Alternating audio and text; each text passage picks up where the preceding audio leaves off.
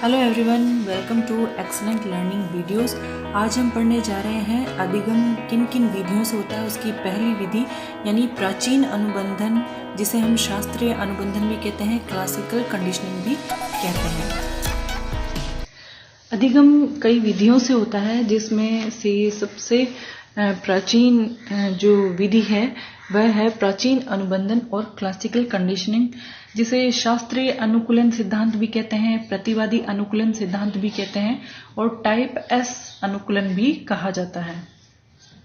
शास्त्रीय अनुकूलन यानी प्राचीन अनुकूलन को पावलोवियन अनुकूलन भी कहते हैं और इसका अध्ययन करने वाले वैज्ञानिक थे, रूसी शरीर वैज्ञानिक थे और इनका नाम था आईपी पावलोव, जिन्हें 1904 में इस संबंध में नोबेल प्राइज भी मिला था। और इन्होंने शरीर क्रियात्मक प्रक्रियाओं का अध्ययन करना था, पाचन क्रिया से संबंधित, लेकिन इसी दौरान उन्होंने अनुबंधन की खोज की और उन्होंने बताया कि अनुबंधन जो होता है या कंडीशनिंग जो होती है वह एक ऐसी प्रक्रिया होती है जिसमें उद्दीपक और अनुक्रिया के बीच में एक साहचर्य स्थापित हो जाता है, एक अनुबंधन स्थापित हो जाता है और इसे ही अधिगम का शास्त्रीय अनुकूलन सिद्धांत या अनुबंधन सिद्धांत कहा गया था। आइए अब समझ लेते हैं कि पावलोव ने कौन सा प्रयोग किया था। जैसा कि हम सब जानते हैं कि भोजन को देखते हैं तो लार का स्त्रावण होना स्वाभाविक प्रक्रिया होती है प्राणी में, और उन्होंने जो अपना प्रयोग किया था वो किया था कुत्तों पर किया था और उसमें देखा कि भोजन की अगर खाली प्लेट भी वे देखते हैं तो लार का स्त्रावण होने लग जाता है। अब विस्तृत रूप से इस प्रयोग को समझते हैं। इसमें प्रयोग में फर्स्ट जो स्टेप था, उन्होंने एक कुत्ते को इस तरह से शिकंजे में बांध दिया था, यहाँ स्टेप्स लगा करके इसको एक फ्रेम में बांध दिया था और उसको भूखा रखा गया था और उसके बाद में एक छोटे से ऑपरेशन के द्वारा यहाँ से कुत्ते की जबड़े पर जो लार स्त्रावण करने वाली नलिका होती है वहां पर ऑपरेशन से एक नलिका को जोड़ दिया था, एक सिरा, और उसका दूसरा सिरा जोड़ दिया था एक मापन वाले जार में, कांच का एक जार था वहां जोड़ दिया था। यह इसका फर्स्ट स्टेप था। अब नेक्स्ट जो सेकंड स्टेप था, उन्होंने पावलोव ने कुत्ते को भूखा रखा और उसके बाद में एक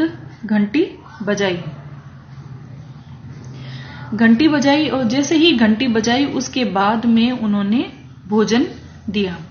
घंटी बजने के तुरंत बाद भोजन कुत्ते को मिलने लगा। अब जैसे ये क्रिया थी बार बार की गई, जैसे ही घंटी बजाई गई और भोजन दिया गया।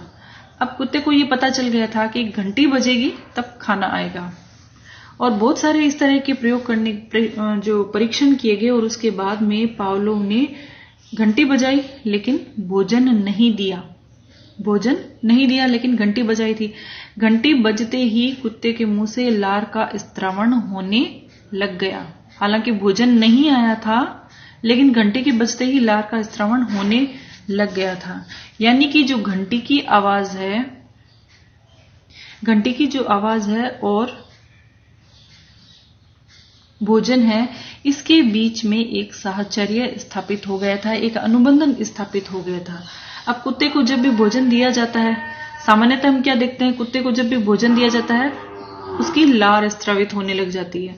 तो यह जो भोजन है ये अनुबंधित उद्दीपक है, अनकंडीशन स्टिमुलस है, इसे यूएस बोलते हैं या नेचुरल स्टिमुलस बोलते हैं। और जैसे ही यह नेचुरल स्टिमुलस यानी अनकंडीशनड स्टिमुलस दिया जाता है कुत्ते के मुंह से लार का स्त्रावण होने लग जाता है। और ये जो लार का स्त्रावण है यह एक प्रतिक्रिया होती है, ये एक स्वाभाविक प्रतिवर्त अनुक्रिया होती है।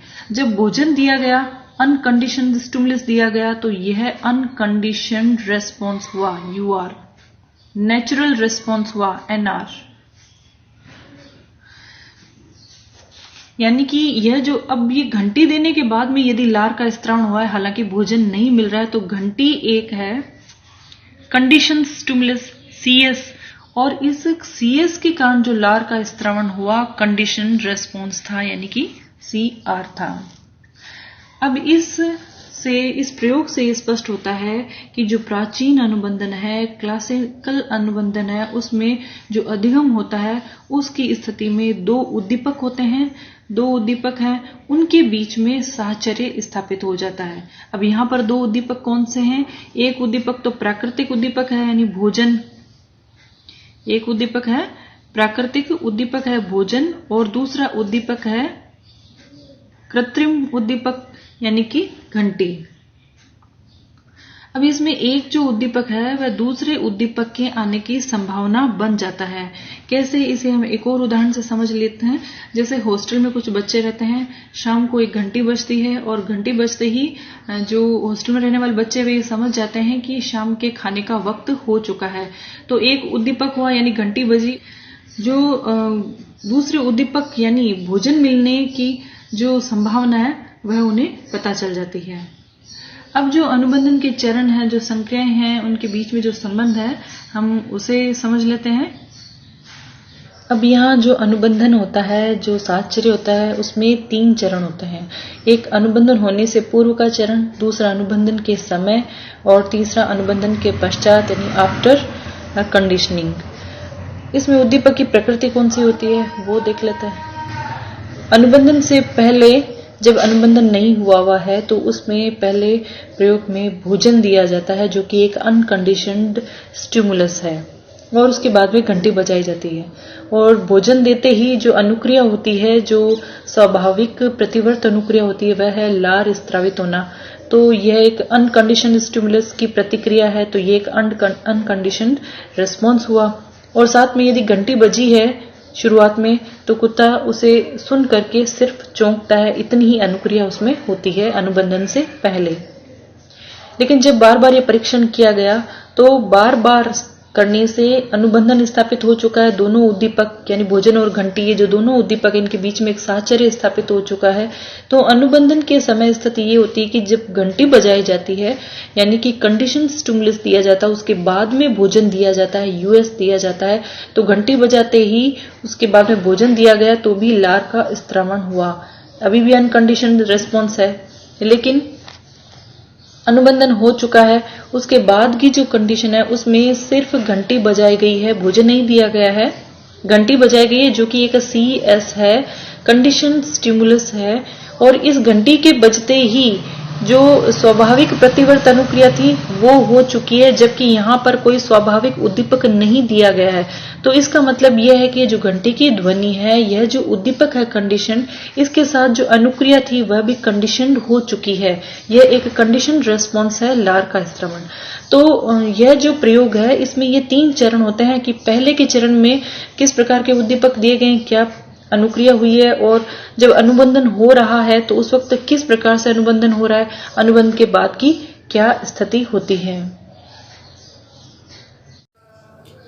यह जो प्राचीन अनुबंधन होता है, क्लासिकल कंडीशनिंग होती है, यह 4 तरह की होती है, और इसका जो बेस होता है, आधार होता है, इसमें अनुबंधित उद्दीपक और अननुबंधित उद्दीपक की शुरुआत के बीच समय के संबंध पर आधारित होता है। यानी कौन सा उद्दीपक पहले दिया जाता है, कौन सा बाद में दिया जाता है, और पहले उद्दीपक के रुकने के बाद दूसरा उद्दीपक कब दिया जाता है। इसके आधार पर ये जो पहले की 3 क्रियाएं हैं वे अग्रवर्ती अनुबंधन यानी फॉरवर्ड कंडीशनिंग कहलाती है, और जो लास्ट चौथी प्रक्रिया है वह पश्चगामी अनुबंधन कहलाती है। इससे रिलेटेड बहुत क्वेश्चन पूछे जाते हैं, इन्हें हम अच्छी तरीके से समझ लेते हैं कि किस प्रकार से सहकालिक अनुबंधन होता है, विलंबित अवशेष और पश्चगामी होता है।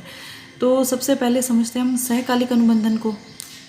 अनुबंधन या साइमल्टेनियस कंडीशनिंग, इसके अंदर अनुबंधित यानी कि कंडीशन स्टिमुलस है, और अननुबंधित उद्दीपक यानी कि यूएस जो कि नेचुरल स्टिमुलस है, भोजन है, इन दोनों को साथ साथ दिया जाता है। यानी कि घंटी की आवाज और भोजन, यह भोजन दोनों साथ साथ दिए जाते हैं। तो यह जब दोनों उद्दीपक हैं जो अनुबंधित है और अननुबंधित है, साथ साथ दिए जाते हैं, इसे हम कहते हैं सहकालिक अनुबंधन, सहकालिक अनुबंधन या साइमल्टेनियस कंडीशनिंग। और उसके बाद में आता है विलंबित, विलंबित। तो विलंबित जो अनुबंधन होता है इसके अंदर अनुबंधित उद्दीपक का जो प्रारंभ है वह अननुबंधित उद्दीपक से पहले हो जाता है, यानी जो घंटी की आवाज है वह पहले बज जाती है और यह जब घंटी की आवाज बंद हो जाती है उसके बाद में भोजन दिया जाता है। घंटी जो कि CS है और भोजन जो कि US है, इस CS के खत्म हो जाने के बाद US दिया जाता है, तो इसे बोलते हैं डिलेड कंडीशनिंग या विलंबित अनुबंधन कहते हैं। और उस आता है अवशेष अनुबंध, जिसे हम बोलते हैं ट्रेस कंडीशनिंग। इसमें जो अनुबंधित उद्दीपक होता है यानी कि CS यानी कि घंटी, यह शुरू हो जाता है और इसका जो अंत है वो अननुबंधित उद्दीपक यानी US भोजन से पहले होता है। यह तो वही कंडीशन हुई जैसा कि विलंबित में हुआ, लेकिन इसमें अंतर यह है कि CS यहां पर खत्म हो चुका है, उसके बाद कुछ सेकंड का समय लगा, उसके बाद में US को प्रस्तुत किया गया यानी भोजन दिया गया। कुत्ते के सामने पहले घंटी बजाई गई, अब इस उद्दीपक को समापन हो गया, घंटी रोक दी गई है, कुछ सेकंडों के बाद में उसे भोजन दिया गया है, तो यह कुछ समय का जो अंतराल होता है इसीलिए इसे अवशेष अनुबंधन कहा जाता है। और जो फोर्थ है वह होता है गामी अनुबंधन, जिसे बैकवर्ड कंडीशनिंग भी कहा जाता है। इसके अंदर यह होता है कि जो अननुबंधित उद्दीपक है उसका, यानी अननुबंधित उद्दीपक है भोजन, इसका प्रारंभ हो जाता है CS से पहले यानी घंटी से पहले। इसमें यह पहले दिया जाता है और घंटी बाद में दी जाती है, इसलिए इसे पश्चगामी अनुबंधन या बैकवर्ड अनुबंधन कहा जाता है। तो इस प्रकार से ये जो प्राचीन अनुबंधन है, क्लासिकल कंडीशनिंग है, इसके जो चारों प्रकार है, इसके अंदर सर्वाधिक जो प्रभावशाली विधि है वह है विलंबित अनुबंधन, यानी वह अनुबंधन जिसमें पहले CS कंडीशन स्टिमुलस दिया जाता है यानी घंटी बजाई जाती है और उसके समाप्त होने के बाद में नेचुरल स्टिमुलस दिया जाता है। अब यह जो सहकालिक अनुबंधन है और उसके बाद में जो अवशेष अनुबंधन है, इनमें भी अनुबंधन होता है, लेकिन सबसे जो प्रभावशाली है वह विलंबित यानी डिलेड कंडीशनिंग। और जो पश्चगामी अनुबंधन होता है उसके अंदर, जिसे हम बोलते हैं बैकवर्ड कंडीशनिंग, उसमें अनुक्रिया प्राप्त होने की संभावना सबसे कम होती है। तो यह था प्राचीन अनुबंधन, classical conditioning theory of Ivan P Pavlov की, और जिसका हमने विस्तृत अध्ययन किया। इससे बहुत सारे क्वेश्चंस पूछे जाते हैं कंपटीशन एग्जाम्स में। So in next video you will study about operant conditioning यानी क्रिया प्रसूत अनुबंधन, जो कि स्किनर के द्वारा दिया गया। Till then keep watching, keep learning. Thank you.